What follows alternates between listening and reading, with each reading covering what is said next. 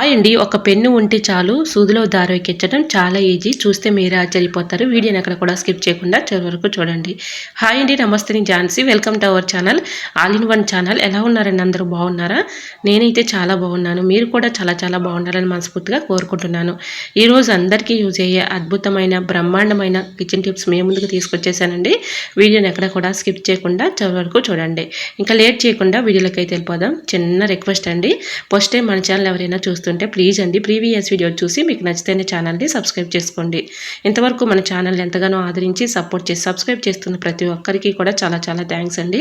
ఇలానే సపోర్ట్ చేయండి. మన ఛానల్ ఇంకా మంచి మంచి నోటిఫికేషన్ షేర్ చేస్తూ ఉంటాను. ఇంకా లేట్ చేయకుండా వీడియోకి అయితే వెళ్ళిపోదాం. ఫస్ట్ టిప్ని తెలుసుకుందాం.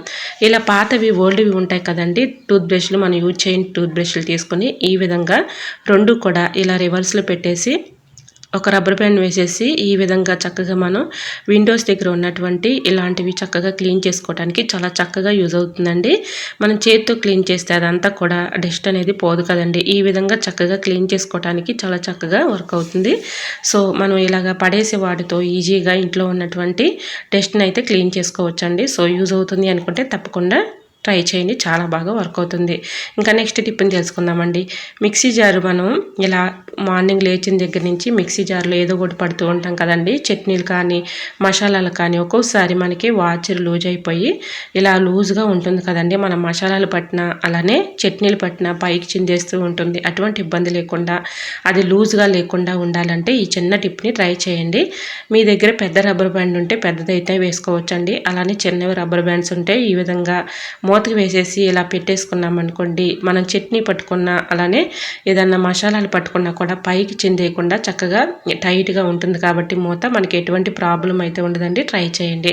మరొక యూస్ఫుల్ టిప్ని తెలుసుకుందాం. ఇలాంటివి పౌడర్ డబ్బాలు ఉంటాయి కదండి, మనం యూజ్ చేసుకునే పౌడర్ డబ్బాలు ఖాళీ అయిపోయిన తర్వాత వేస్ట్ అని పడేస్తూ ఉంటాం, కానీ చాలా చక్కగా యూజ్ చేసుకోవచ్చు.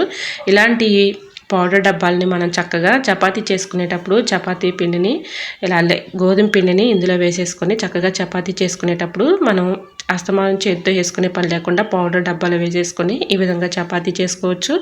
అలానే ఇది క్లీన్ చేసేసుకొని ఇందులో వాటర్ పోసుకొని కరివేపాకు కొమ్మలతో ఈ విధంగా పెట్టేసుకున్నాం అనుకోండి, మనకి కరివేపాకు 10 days వరకు ఉన్నా కూడా ఎక్కడ కూడా పాడవటం కానీ కుళ్ళిపోవటం కానీ జరగదండి. ఫ్రెష్గా ఉంటుంది. మనం ఫ్రిడ్జ్లో పెట్టకపోయినా బయట ఉన్నా కూడా చాలా బాగుంటుంది. ఒకసారి ట్రై చేయండి.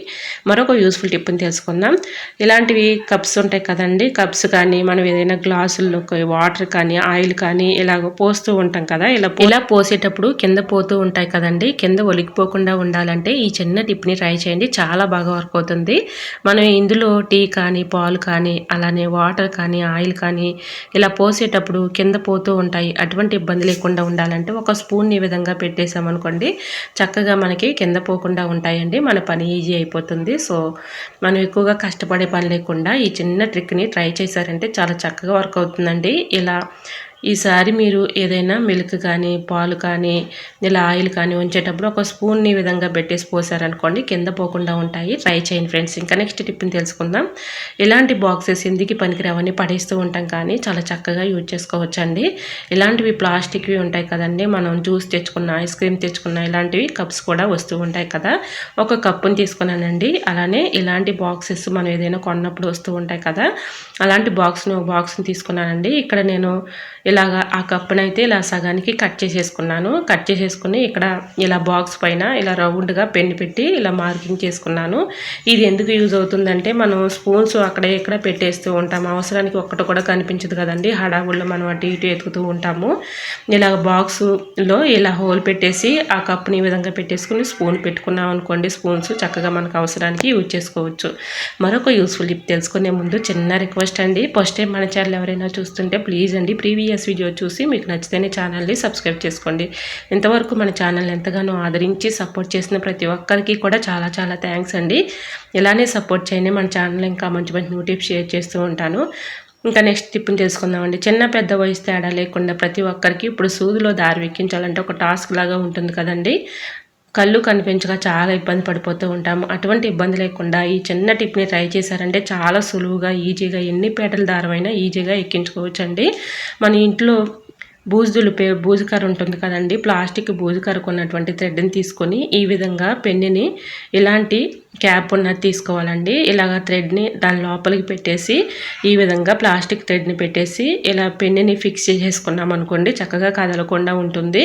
ముందుగా నీడిల్ తీసుకొని ప్లాస్టిక్ థ్రెడ్ ఈ విధంగా ఎక్కించేసుకొని ప్లాస్టిక్ థ్రెడ్లో నుంచి మామూలు థ్రెడ్ని ఈ విధంగా ఎక్కించేసామనుకోండి, ఇలా ఎన్ని పేటల దారమైనా చాలా ఈజీగా సులువుగా ఎక్కించుకోవచ్చండి. ఒకరి హెల్ప్ లేకుండా మనమే ఎన్ని పేటల దారమైనా చాలా ఈజీగా సింపుల్గా ఎక్కించేసుకోవచ్చండి. ఇలా ఒక పెన్ను ఉంటే చాలు, పెన్నుకి ఈ విధంగా ప్లాస్టిక్ థ్రెడ్ని పెట్టేసి ఇలా ఎక్కించేసామనుకోండి, చాలా ఈజీగా సులువుగా ఎక్కుతుంది, ఎటువంటి ఇబ్బంది లేకుండా ఉంటుంది. సో యూజ్ అవుతుంది అనుకుంటే తప్పకుండా ట్రై చేయండి.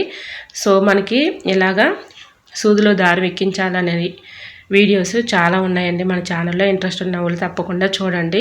సో తప్పకుండా ఈ టిప్ని ట్రై చేసి చూడండి, చాలా బాగా వర్క్ అవుతుంది.